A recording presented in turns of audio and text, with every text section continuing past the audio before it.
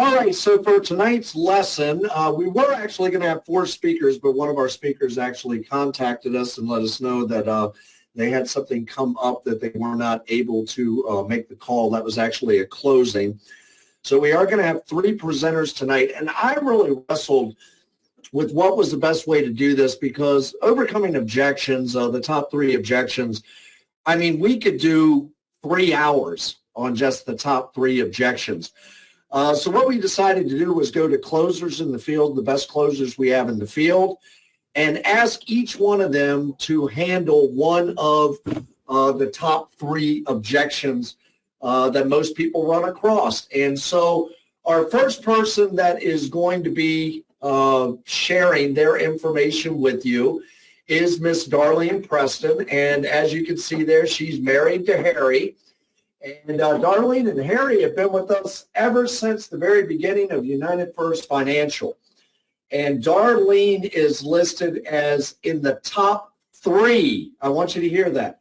The top 3 closers in the entire company for the history of sales in this company. And Darlene Preston is just, she is very tenacious, very professional at what she does. She always has great information.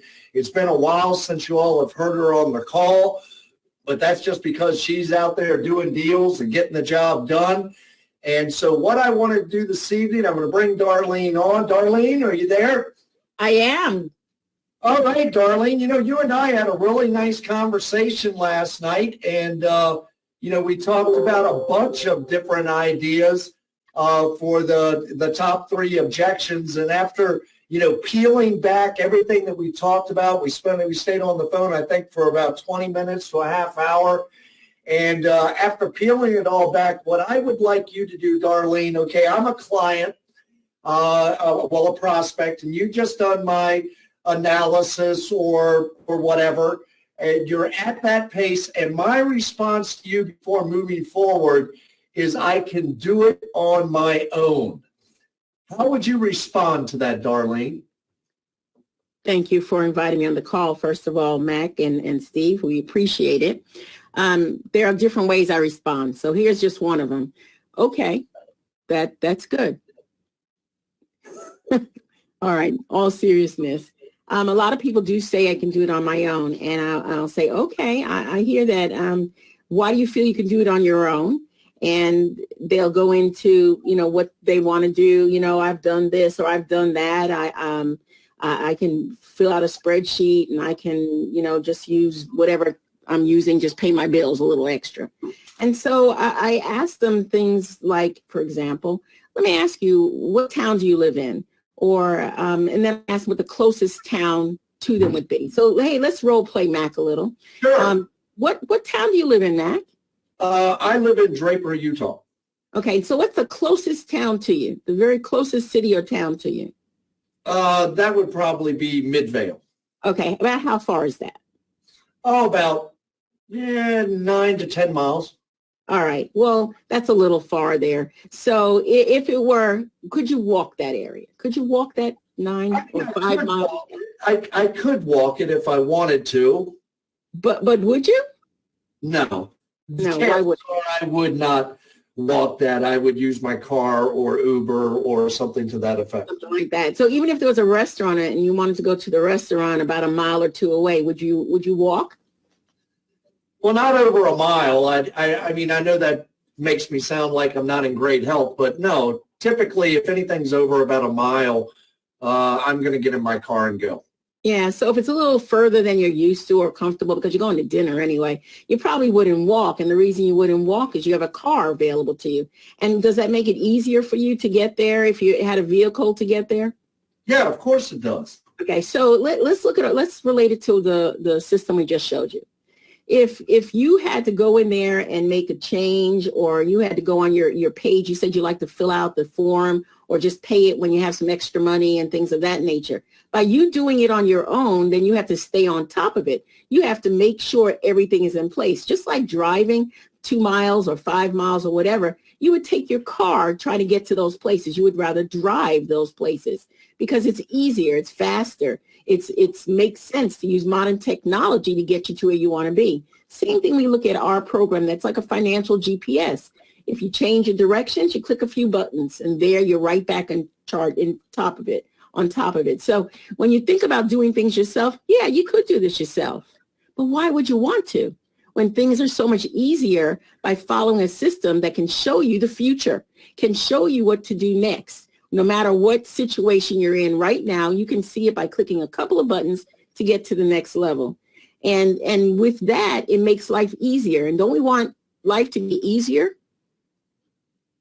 Oh, yeah, we always, well, I mean, we live in a world of convenience, even more so than the world that you and I were raised in. It's become a world of absolute convenience now. And with the convenience, you're able to do more of the things that you want to do. And then you can see the money, where it's going ahead of time. I mean, having 2020 foresight, so you can see what's going on. All you do is press a couple of buttons. Most people can't do that with a static way of doing it. Or even if you have someone else doing it for you. For you to send it out and get things done. The fact is now you have access to it. When you open it up, you have 24/7 access. So if you want to change something along the way, you don't have to pull it out and start all over again. Or if you missed it, you went on vacation and you didn't update, or you had something you had to pay for extra that you weren't anticipating, press a couple of buttons. And this will show you where you are now and where it's going to take you, giving you 2020 foresight. Keep you on track of what you want to do. And isn't that what we really want to do, make things easier and obtainable for us? Yeah, well, the other thing you're mentioning there, Darlene, is 2020 foresight versus 2020 hindsight. Correct. I think everybody wants that 2020 foresight. I think another thing, that I just want to make sure I'm opening this up to everybody in the field, it's not just, the movie or whatever. I mean, there's a lot of things we can do on our own. We can change our oil. We could sell our own house. We could renovate our own house. We could probably replace our furnace if we wanted to. But these are all things that we leave up to an expert. These Correct. Are not that we truly want to get involved in, and not just because maybe we don't have the expertise, but we don't have the time and we don't have the facilities to do so. So when somebody says, I can do it on my own, what you want to paraphrase, or where you want to kind of position them, as Darlene is letting you know, is ask them a couple questions about things that they could do on their own, but they probably wouldn't want to do on their own. And so what you're doing is leading them. Darlene, you want to pick up from there? And what you're saying makes perfect sense, because why would they want hindsight? They've already been there. They know they've been there. Let's go from where you are right now to the future. And if you think about it, guys, most people, even though they say, well, I can do this myself, in the back of my mind, I'm thinking, but you haven't. You haven't been doing it yourself. And most people, want to get out of debt. And as long as you get that out in that conversation, you can reference back to it. We want to do this now. We don't want to put it off any longer, because don't you want to get out of debt now, sooner rather than later? And you ask them that type of thing to refresh their memory of why they wanted to get on the call in the first place. Because a lot of people don't want to admit that they need help with something. And I generally won't go in there saying you need help. I just make the reference to, hey, you could do it yourself, but this is a lot easier, faster, more cost effective for you.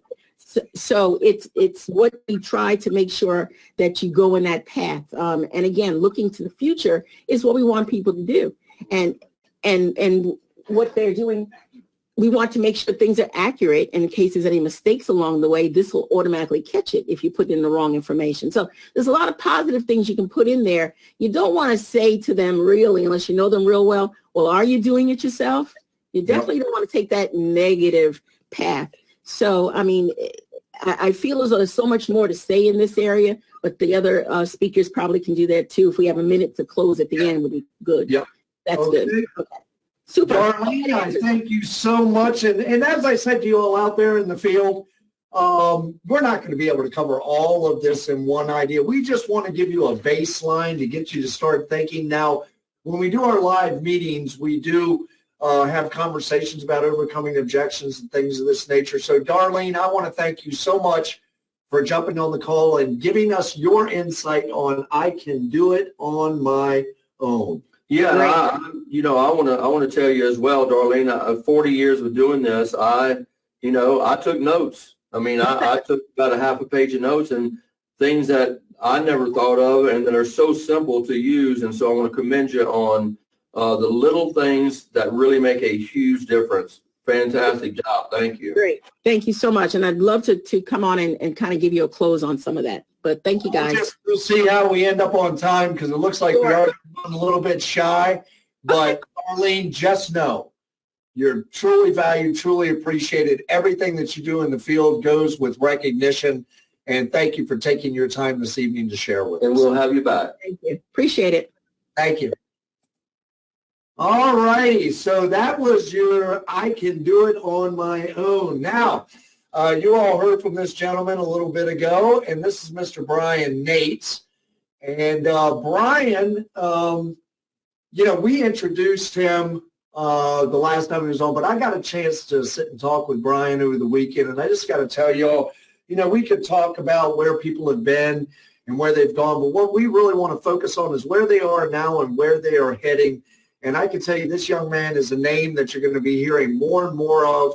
He's dedicated to the company, dedicated to the product, dedicated to his clients. And in conversations I had with him, he's been with us so long that he's actually had clients that have paid off their debt, that have paid everything off. So this is a gentleman that's a little bit of what I would call bulletproof. He knows that the program works, not only from his own experience, from that of clients. And so I would like to turn some time over to Mr. Brian Nates. Are you there, my friend? I am here. Can you hear me? Yep, we've got you loud and clear. And Brian, I am a client or a prospect, maybe an agent, and or maybe I'm just hearing about this for the first time. And I say, you know what, Brian, everything you've just told me, everything that I'm seeing, it just sounds too good to be true. How do you respond to that, Brian? All right. Yeah. So first of all, once again, thanks again for having me on. Love helping. But yeah. So first, I would do, Mac, is I would probably isolate the real objection, starting out with a question to them. Something like, "So, Mac, what do you mean it's too good to be true?" Or can you elaborate on that? Well, I'm just sitting here, and you're telling me that I've got a $200,000 mortgage at 6% interest. And just by following your program, that I'll have all that debt paid off in 9.3 years, and I stand to save over $164,000. I don't see how that comes together. That just sounds too good to be true. Okay, yeah. So I get that, and a lot of other clients of mine have felt that way before. I felt that way when I first saw this, and the truth is, it does sound too good to be true, and I get that. The neat thing is there's 70,000 clients that are using this. I'm using it. I have clients that are debt-free today because of it. It's real, and it works. I just want you to think about it this way, Mac. Mathematically speaking, you could get out of debt sooner one way, right? And that one way is you got to pay more money to principal. That's it. That's the only way you can cancel interest out, and that's the only way you can get out of debt. Right? So the debt itself doesn't care where that money came from. All it cares about is that mathematically you're getting out of debt sooner by paying it off sooner. So if you knew that and you knew exactly the fastest mathematical way to use every single account you have, right? All the cash flow you have, the timing of it all, etc., to simply mathematically pay off debt in the fastest way possible. That would be a good thing, right? Yeah, that would be a good thing. So if you had a tool that no matter what was happening to you, it could do that 24/7 and only focused on one thing, mathematically the fastest way to cancel out as much interest as possible and get out of debt as fast as possible, you would want to use something like that, I would think. Yeah, I would. I mean, I guess where I'm getting held up is, why, if it was so good, why didn't I hear about this from my bank, or why haven't I heard about this before? Good. Why haven't you heard about this before? I don't know. The truth is that this program works, and I have thousands of clients. We have thousands of clients using it, and it really just focuses on getting mathematically, once again, the fastest way to cancel out as much interest as possible.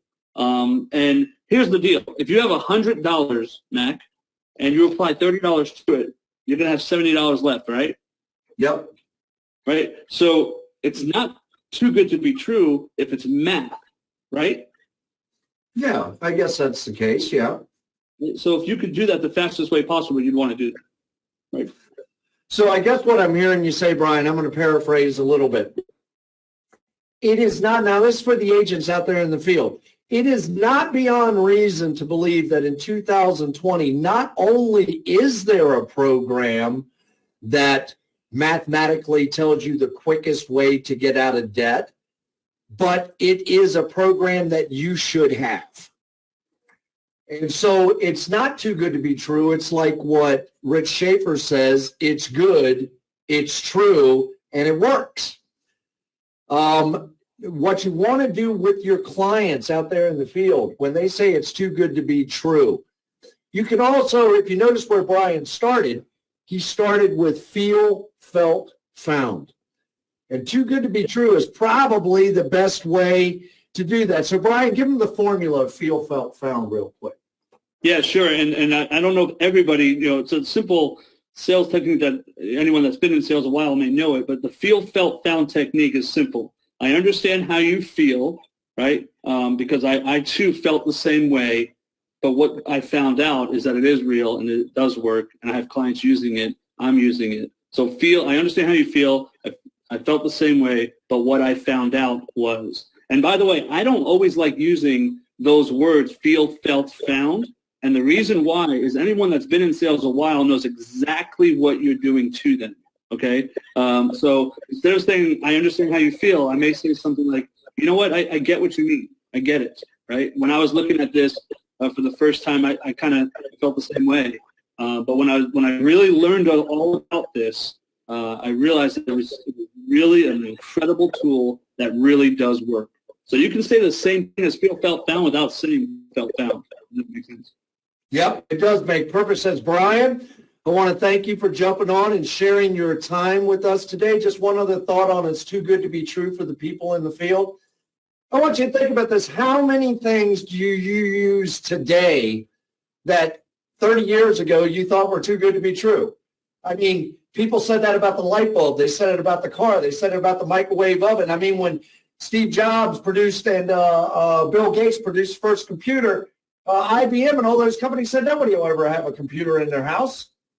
The reality is that technology, the world keeps moving forward. And is it really that impossible to believe that somebody devoted the time to bring a program into the 21st century with technology to help people radically eliminate their debt in just a fraction of the time? And I think the answer to that for everybody is no. We used compasses and it was paper maps, and now it's GPS. Now we have a GPS for your finances. Brian, you always do a great job, man. It's great to have you on the call. Steve, do you have some closing remarks for Brian? No, I think Brian hit it right on the head. Finding out, I like what you said at first, is really find out what is the real objection. People rarely give you the real objection up front, and you got to dig a little bit and find out what is that, and ask them, what is it that you don't see? What part of this don't you maybe understand, or that just doesn't fit for you? And maybe I can help you have a better understanding of that. And I think if you bring that out, you've got 99% of the battle won. So great point. Good job. Thank you, Brian. Welcome, Dick. All right, buddy. Okay, ladies and gentlemen, we're coming down to our last speaker here this evening, and that would be Mr. Richard Schaefer. I'm going to let Steve do the intro. Look, I love Richard to death. We saw him down in Boca, too, this weekend. Richard is just, man, what a driver. What a mover, what a shaker, what a driver. Eloquent in speech. And Steve, you want to say a couple things about Rich? Because I know you've had a very personal relationship with him for years. It really feels like a lot longer than 16 or 17 years. It just feels like a lifetime that Rich and I have had a really close relationship. And one thing that I love about business like we're in today, I have met so many incredible people that I would never have met otherwise. And they have helped to change my life. They've become friends of mine. They've been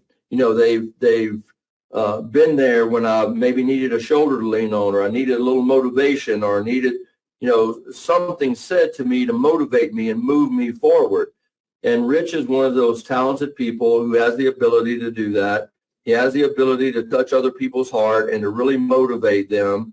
He is the master of, I don't know what you call him because my vocabulary is not the same as Rich's, but, he has this wisdom of being able to take and put things in a way that everybody understands, in a way that you've never heard before. And so he's very talented, great trainer, great leader, incredible salesperson, incredible human being, has a tremendous amount of love and empathy and sympathy within himself, but he also shows strength. And I appreciate that. So, Rich, we're going to turn the time over to you, and I'm sure Mac has got the topic for you and what objection we're overcoming. All right, Rich. I'm a potential client, and you've shown me everything you have in your wares. And you know what, buddy? I just think this costs too much. Well, I appreciate that, Mac. I'll give a little bit of a stage for the psychology of this before we get involved in the interactive side of it. One of the important things to remember, I think it's a natural human tendency, but it's certainly a natural salesperson tendency, which is that, whether we want to or not, we tend to be competitive. And it's just kind of our knee-jerk reaction because we're passionate, because we really see the value of what we're offering to somebody. We really want them to be able to take advantage of it. And, of course, this is what we do for a living. So there's a lot of pressure often, and that pressure is felt by the other side. And that is part of where the resistance comes from. Secondly, Mac, and I believe you alluded to this with Brian a few minutes ago, is you want to understand the difference between an objection and a condition.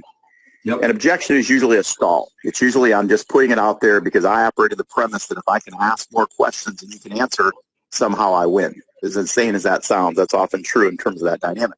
A condition is something that's real. In the insurance business, it used to be they had poor health, right? In a business like ours, it really is they just simply don't have the money. And the point you made at the onset of the call, which I thought was great, Mac, is that this product is so incredible, it can help so many people, but we can't create a product that can help everybody because they do have to qualify. The qualification is nominal, right? They have to have desire to get out of debt.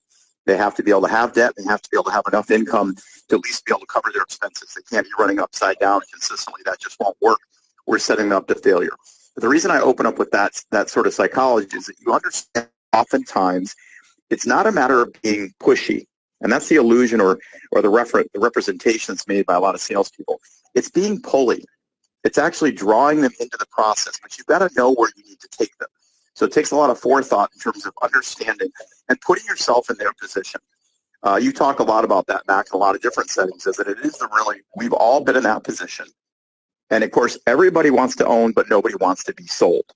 So we want to operate in the premise, we want to be more consulting, more pulling, and we want to make sure that we're able to empathize and relate. So if Mac was to say that to me, first and foremost, and I'm not being cagey, my honest opinion, my honest first reaction, and of course this would operate in the premise that I've built enough trust and credibility throughout the process, but I would look at him square in the eye and I would say, compared to what? Now it's a little bit of a rhetorical question, but the reason that I ask compared to what is because, quite frankly, nobody's ever had a system like this before, so they don't really have anything to compare to, right? Unless it's another financial instrument or perhaps a refinance or mortgage. That's probably relatable. So Mac, if you want, we can engage, but I just want to set the stage for kind of how you want to go into this dialogue, how this exchange needs to go. But you need to know where you need to take the client before they can follow you, so to speak. So The very first thing that Mac said to me, it sounds great, Rich, I love it, but it just costs too much. And that's sometimes the reality. But that is probably not a condition. It's probably an objection. So the first thing I would say in that response is I would say, well, Mac, the truth of the matter is that most things these days do. Wouldn't you agree? Yeah, they do cost. I would agree with that, Rich. Yeah, and the fact is we all can see, guys, that's important. because we want some relatability. If my first response is, well, no, it's not, Mac. Why would you say that? What's wrong? You're done, right? Yeah, but immediately, the minute you object, I'm defensive. Absolutely. So I'm going to agree, and I'm not placating them. The fact is, we agree that everything costs too much these days, right? Who think you spend $4 or $5 on a coffee for crying out loud? I grew up in even an era as a child where you could get all the refills you want for a quarter. So everything costs too much. So I would say, well, Mac, the fact is most things these days do. Wouldn't you agree? And then when he says yes, I'm going to say, but the truth of the matter is, let's just kind of clear the air. If it was free, is it something that you would see the value moving forward on? Oh, yeah, if it was free. So then price truly is the only real roadblock that's standing in our way for you being able to benefit from this incredible program. Is that fair to say? Yeah, that's my biggest roadblock. I'm just not, you told me it's $3,200 to get me out of debt. Absolutely. And the fact of the matter is, you own a home, we went through your finances. Did you ever refinance before, Mac? Yeah, I did. I've actually refinanced twice. Were there any costs associated with that expenditure? Well, I mean, when I did the refinance, they told me there was no fees, but I guess you pay in the front or you pay in the back either way. And as I looked at the documents, my last refi, I paid about $7,500 worth of fees. That's absolutely right. And you only did it for what reason? Because you were trying to save money. So sometimes, in fact, it does make sense. There's a lot of things in our life where we do expend money or resources or capital because it's not an expenditure, it's a savings, or it's meant to be an investment. So really, cost, as you probably well know from your own experience, is only an issue in the absence of value. So the first and foremost question is, do you see and recognize the value that us being able to save you $116,000 in 17 years off your debt would represent you and your family? Is that something that you recognize as being a genuine value for you? Yeah, I recognize the value of that. Now, let's just say right now, our analysis shows you're going to get off to 9.8 years. So let's just call it 10 years. Is that fair? Yeah, that's good. Now, first you said it's going to be about $3,200 or something like that. Well, the fact of the matter is, as we mentioned, most things seem to cost a little bit much, and that's just unfortunately the sad reality of life in 2020. But can you tell me about how much, realistically, too much you feel it is? Well, I have to break here for a second. If Rich said, and I know Rich would set this up really good.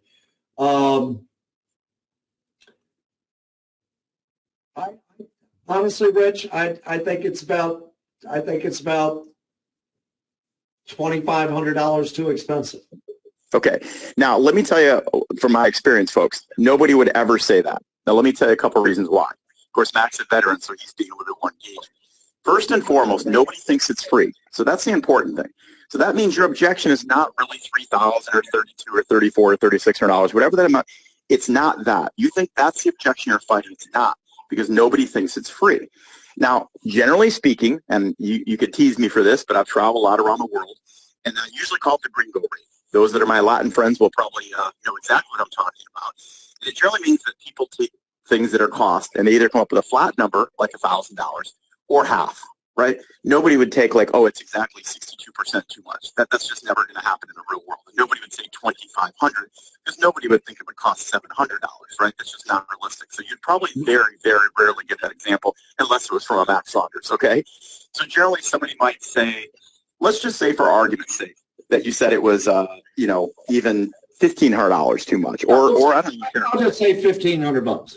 Yeah, because most people, let's just say that the total cost and they get a discount, you're giving the friends and family discount, is $3,000, just to keep life simple.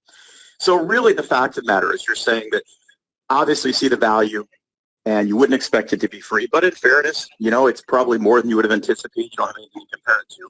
But $1,500 is probably really the obstacle you're trying to get your mind around. Fair enough? Yep. Okay, and we realize that we're going to have all these debts paid off in roughly 10 years. So in fairness, price is a one-time thing. Cost is a lifelong thing. So let's look at the time period you're actually going to be using this device, because as you know, you're going to have it for the rest of your life, right? This is actually a device you're going to be able to use. So when you pay off that house, you can add another one. If you buy another car, you can add it. You literally get it for life, along with unlimited upgrades for free and customer service support. That's one of the truly extraordinary things. when you did your refinance the first time, was there another cost when you did it again the second time? Oh, yeah. They charged me again. And if you did a third or fourth time, would there continue to be more costs associated with that? Oh, yeah. Yeah, of course it would. That's why I'm looking at this, because I don't want to refi again. Absolutely. So the fact that you don't have to do it anymore is a great benefit. But let's take a look at this. $1,500, right, over the 10 years you're going to be utilizing the program is only $150 a year, which means it's really about $12 a month, because a lot of things we're used to paying that way, right? Our cell phone bill, our cable bill, etc. So what you're really telling me then, if I understand you properly, is it's not worth $12 a month to you and your family to simply increase the likelihood you could gain success in the biggest financial endeavor of your whole life. Is that about right? Yeah, that is about right. That kind of sounds a little bit ridiculous when you put it that way, doesn't it? Yeah, it does. It makes me feel, a little bit stupid when you put it in that context.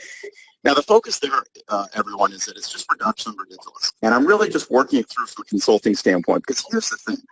They want to move forward. People want to own. They just don't want to be sold.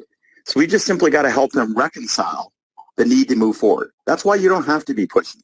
That's why you're taking more of a consulting-based approach. You're not pushing, you're pulling, right? You're drawing them through the process step by step, because you're helping them walk through and literally justify the ability to move forward.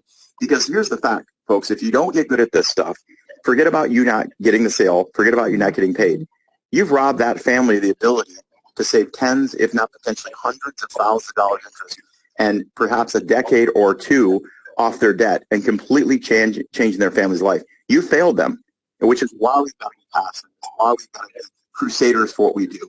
And we've got to work hard to become experts in our craft so that we can help as many people as possible.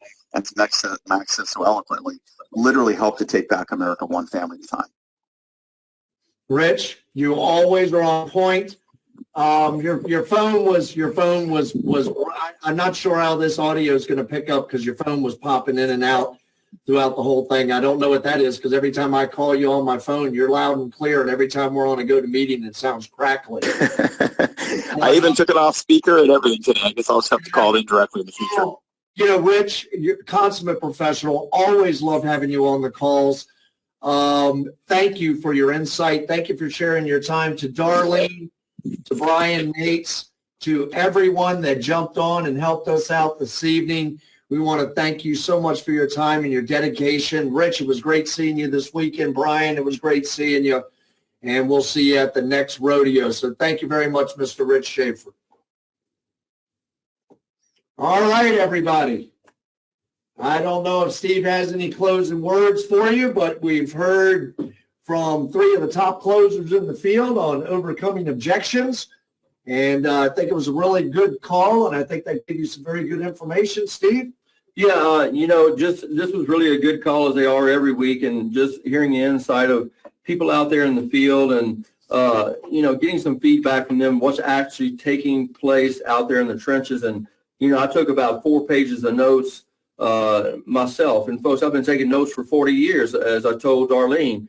But we can always learn. We can always get better. And Rich, I think you made a great statement, and you said, look, if we don't get better at what we do, we miss the opportunity to help people. And that's a fact. It's not just getting better to get better. It's getting better to help more people and do a better job for them, and learn how to overcome these objections and really make people think about what they're saying. And what they're saying is not usually the smartest thing for them to say. Let me kind of shake you into the reality of this thing. The last thing that I'll end on is, folks, I would, of course there are people out on appointments, and that's great tonight, and everybody can't make it on these appointments, and we understand that. But I would call everyone that I possibly could. I'd contact everybody I possibly could in my organization. I would make sure that they're on these Tuesday night calls. I'm telling you, over the next month or two, it's going to be imperative that everyone that possibly can be on these calls, because their life, their business is about to change. Forever, for generations, it's about to change. And if you want to be a part of something great, then we'll all change, and we'll all make sure that we're a part of that. So I just can't encourage you enough to become a part of something great, and to do, what Max says, buying America back one family at a time, and make those exceptions, and work a little bit harder, and go see that extra person, and make that extra call, and do those things. And we appreciate all that you do. We appreciate your business. We appreciate everything that you do for us. Let's pack out Austin, Texas to the rafters, and let's just do a great job there. Mac? Let's get out there and do it big. Let's get out there and do it right. But at the very least, let's get out there and do something right now. This is Steve and Mac saying bye-bye for now. Good night, everyone. Have a great night. Great job, everybody.